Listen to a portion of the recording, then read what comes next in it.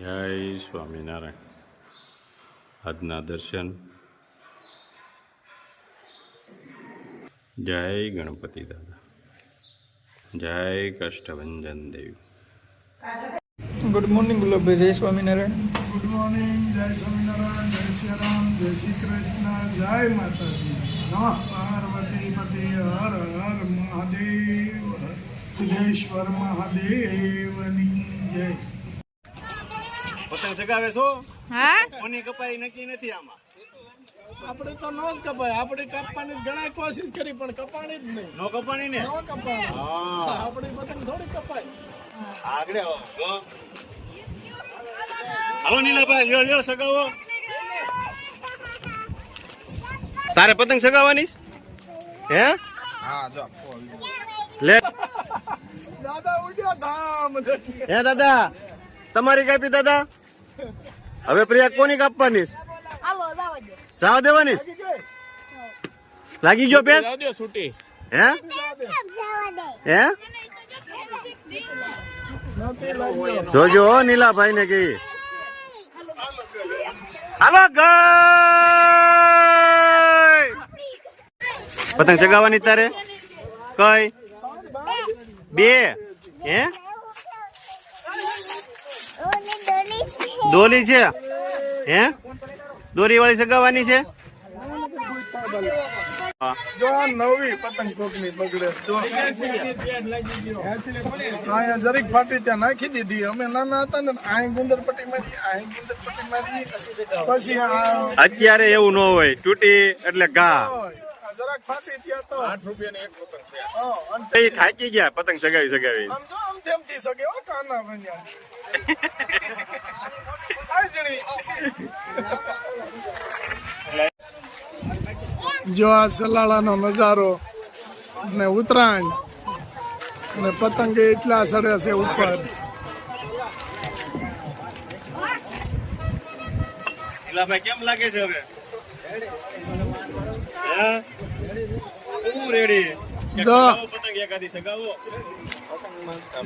નહીં પતંગમાં રસ નહીં બિલકુલ. એ તો અઢારના છોકરા ભાગશાળી એટલે એને રસ છે. બાકી અહીંયા ક્યાં પતંગ મળતી? ઓલી કોથળીઓની બનાવતા. ચાલો, ખીચડાનું કામ ચાલુ થઈ ગયું છે. 9 ધાનનો ખીચડો કેમ બનશે? અરે ખીચડાની તો વાત જ જવા દે. ખીચડો તો જેને ભાગશાળી હોય એને જ ભાગમાં આવે. જો જે એમાં છે અહીંયા છે. હા, સુરત થી આવ્યા છે. અને ખીચડો તો પાછો કેવો છે? ખીચડામાં વરહ જોવાનું હોય. કઈ બાજુ ઉફાણો આવે એ બાજુ વરહ સારું થાય. હા, હાલો ખીચડો ઓળી ગયો. ચાલુ 9 ધાન હો. 9 દાલનો ખીચડો. હાથ બે હરાવવાના. બે કુકર માં મેકવાનો છે. એક કુકરમાં હો. હા, બીજું કુકર. આવો, તમારે શું બનાવવાનું છે? કઢી. વાહ, સ્પેશિયલ આપણી કઢી બાનો ખીચડો. શું વાત છે હે બા? હા તમારો ખીચડો હા. હેતુની કઢી. હા એમ જ હોય ને ભાઈ. હા મને ખીચડામાં સારું ભાવે. પણ હા. તમે ભૈયા કેમ આવ્યા? મેં તો ગાડું જોડ્યું તું ત્યાં તમે કર્યું લઈને આવો તો મારી પડે હવે. ગાડું લઈને આવતા તે તેડવા ગાડું લઈને તેડવા. મેં કીધું ગાડું લઈને તેડી જઈએ. તમે ગાડું લઈને આવો તો અડધી રાત થઈ જવાય પૂગો ત્યાં. તો કઢી ક્યારે ઉકળે? હા એ ગાડું આપ્યું કે કઢી થઈ જાય. પણ આમ કર્યું હોત તો હા? ગાડીમાં બેહીને વહી આવાય. કઢી મેકીને પાછું ઘડીક જવાય. પછી અમે ગાડું લઈને તેડવા આવીએ. હું તો વઈ જાઉં. હજી સારી એમ છે ઈ તો. ત્યાં પરબારવું છે કે તો? હાલો, આ ન્યા તો આપણે બરોબર આપણે રસોઈ જ નથી બનાવવાની. હા. તૈયાર ખાવાનું. હા, તૈયાર હો. નીલા વો ક્યાં ગયા? વો ખેર કરવા અરે ભાઈ આ ખીર કરવાની હોય કે ન્યા કરવાની હોય? ન્યા કરવાનું મારે આપણે ખીચડો લઈને જવું છે મારા રોયા અમે ખીચડો લઈને ન જવાય. આપણે ઊંધું કરવું છે ને બે હવે ખીચડો ભાઈ ને લઈને જવાય. ઘણા જાય છે. હે હવે જાય છે ને હવે ઘણા જાય છે. ક્યાં છે ઓળો રિવાજ કરી. પેલા જો વહુ જાય. હા પછી એની વાંહે આખું ઘર જાય ખીચડો લઈને. એવું છે બેસે એવું જોઈશ કે જોયું ન જાય તમાર સલાળામાં જોયું છે દેવા.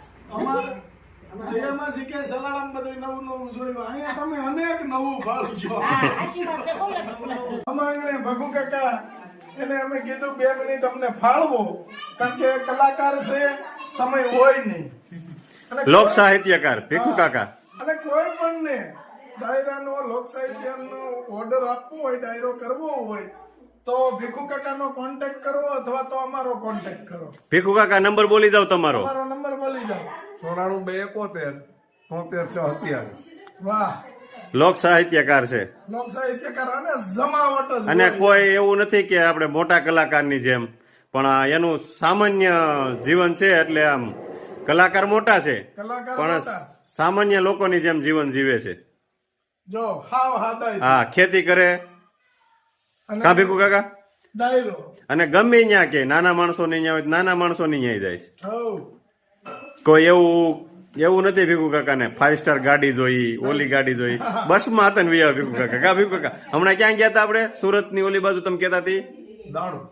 દાણું હા બસમાં ગયા. હા, નકર એ લોકો કહેતા હતા કે તમારી ગાડી મોકલ. ગાડી આવશે, તેડવા. તેડી જાય, મેકી જાય. ભીખુ કાકા કે ભાઈ એટલી બધી તકલીફ દેવી કરતા અમે જ બસમાં નો આવી. વાહ ભીખુ સાદું કાકા, જીવન. સરસ સરસ. લ્યો, કઢી બનાવવાની છે ને, લીલી હળદર નાખીને. લીલી હળદર કલર સરસ આવે ને, હા. સ્વાદે સરસ આવે ને. લીલી હળદર નો એમ ને, કઢી દોઈ નાખો તો એમ ને. હા, હવે પછી લાઈટ વહી ગઈ છે, ઉત્તરાયણ છે ને, હા, કઈ આવે નક્કી નહીં એની. એટલે વેલું બનાવી લઈને અંજવાળું ત્યાં. હા, ચણાનો લોટ નાખીને દો બે બ્લેન્ડર થી ફેરવી નાખો ને, ગાંઠું ન પડે એટલે. ખીચડો, કઢી, પાપડ કેમ બન્યો છે? ઉપર જો બાજરાના રોટલા, કઢી, ભાખરી. હા, અરે એની વાત પૂછોમાં. કા પપ્પા કેવો બન્યો છે? પણ મસ્ત મવાની અંદર સ્વામિનારાયણ ભગવાનનું મંદિર કે જે નવું બન્યું છે અને આજે જે બધું મૂર્તિ પ્રતિષ્ઠાનું અને બધું આયોજન ગોઠવ્યું છે, બહુ જોરદાર મોટી જગ્યામાં છે, વિશાળ જગ્યાની અંદર મંદિર કે જે બન્યું છે. અને જોઈ લો આ મંદિરનું કંડાર કામ. અને આપણે હવે અમે જઈએ છીએ દર્શન કરવા.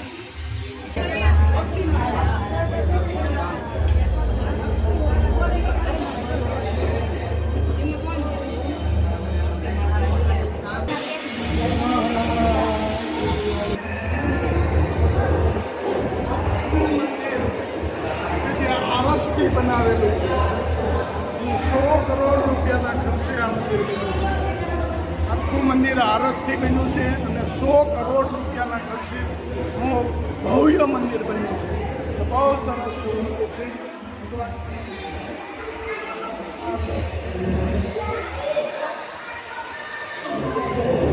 રસોડા વિભાગ ખમણી બનાવી છે આજના નાસ્તામાં.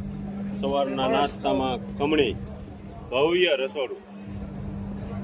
મંચુરિયમની ગોળી બનાવી છે. ઉત્સવમાં મંચુરિયમ પણ હતું બનાવ્યું છે. ફરસાણ વિભાગ છે આખો રસોડાનો. ભવ્ય આયોજન. જોઈ લો દાલ ખાલી એનું કેટલાનું 20,000 માણસની દાળ છે આજે. અને કેવડું મોટું ઓલું ભગોનું ચડાવેલું છે. વાહ ભાઈ, જોરદાર દાળ. કેમ લાગે છે કનુભાઈ? દાળ બનાવી છે ઉત્સવની. આ તાવી તો જો એટલો જોરદાર છે. પટેલ આમ જોવો દાળ 3000 લીટર દાળ બનાવી છે. કેમ છે? દૂધી બટેકા. આજે દૂધી બટેકાનું શાક બનીને તૈયાર થઈ ગયું છે. કેવડું તપેલું છે. અહીંયા ચણાનું શાક છે. કઠોળમાં કેમ લાગે પટેલ? ભવ્ય ભવ્ય અને પાછળ તો શાક સુધારવાની સેવા કાર્ય ચાલી રહી છે. અને બહેનો છે એક બાજુ ભાઈઓ છે સેવા કાર્યની અંદર. શાકભાજી સુધારીને તૈયાર થઈ ગયું છે. માજીઓ સેવા કરે છે. મારે કયું ગામ? સુરેન્દ્રનગર જિલ્લો. સુરેન્દ્રનગર જિલ્લો. સુરેન્દ્રનગર જિલ્લો અને સંગ્રામ ભગત હા એમના લીમડી ગામના. લીમડી. હા, વાહ ભાઈ વાહ. લીમડી નહીં, લીમડી. લીમલી. હા, લીમડી. વાહ ભાઈ વાહ, મસ્ત. હા, અચ્છા, કેમ મજા આવે છે? હો, મજા આવે. સરસ સરસ. લ્યો, આમાં આનંદ જોવાય. ભગવાનના કામમાં તો આનંદ જ હોય ને. બાને જો બેહાતું નથી તોય સેવા કાર્યમાં બેઠા છે એમ. હા. બધા બેનો કેટલા બેનો આવ્યા? ઓકે. અચ્છા, સરસ સરસ. લ્યો. નોખા નોખા ગામના બધા નોખા નોખા ગામના જ છે. જો બા મસ્ત કેવું કીર્તન ગાય છે, સરસ મજાનું. બેનો સેવામાં બેઠા છે, બા કીર્તન ગવડાવે છે.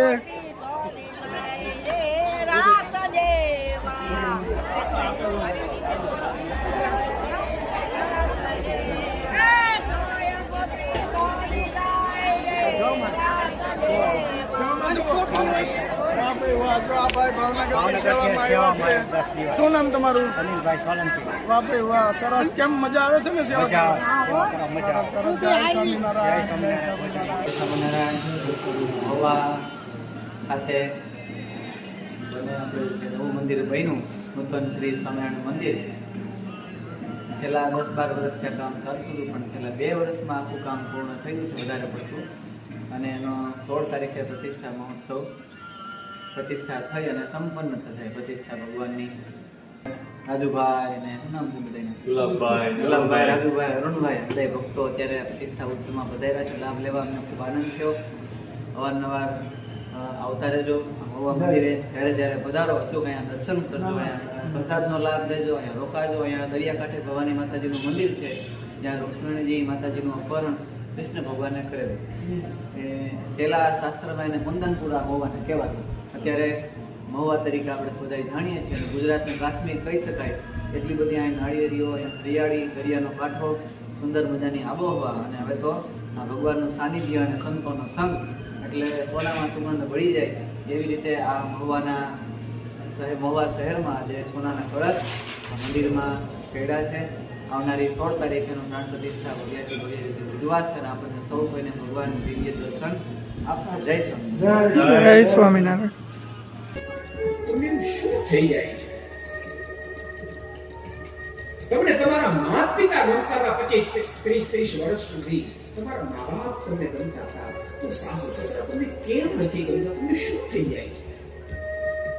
એવો કયો રોગ તમને લાગુ પડી જાય છે, જેને કારણે સાસુ સસરાને દૂર રાખવા માટે સતત તમને સંકલ્પો થાય છે? કયો રોગ લાગુ પડી જાય છે?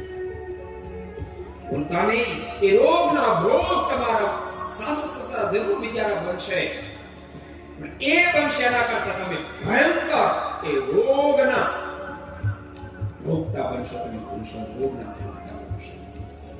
તમે તમારા બાપ પિતા નહીં સાચો, તમારા સાસુ સસરા તમે નહીં સાચો, તો તમારા સંતાનો તમે ક્યાંથી સાચો? માટે લોટ કે પાણી ન પીવું હોય તો બાપ તમારા માતા પિતાને પ્યાલે પાણી પાયું, પ્યાલે પાણી પાય છે. ઊંચાઈ પ્રાપ્ત થયા પછી તમારા ભક્તો ઊંડાણને છોડશો નહીં. એની જ ઊંચાઈ ટકવાની, ઊંચાઈની સાથે ઊંડાણ. ઘણા બધા બિલ્ડરો બેન એકાદ માળનું મકાન બનાવો તો તમે 2 ફૂટ પાયો ખોદો તો ચાલે, વાંધો ન. તો જરાક ભૂકંપ આવશે તો બિલ્ડિંગ ધરાશયી થઈ જશે, ધરાશયી થઈ જશે. એ ભગવાનના ભક્તો ઠાકોરજી ઊંચાઈ આપે, તે ઊંડાણ પ્રાપ્ત નહીં કરો તો તમે જગતના ભૂકંપને સામે તકત ઝીલી નહીં શકો. માટે ડાહ્યા બનશો. તમે તે ઊંચાઈ પ્રાપ્ત થયા પછી ભગવાનના દર્શન કરશો. ઘેરથી બહાર જાઓ તો ઘરમાં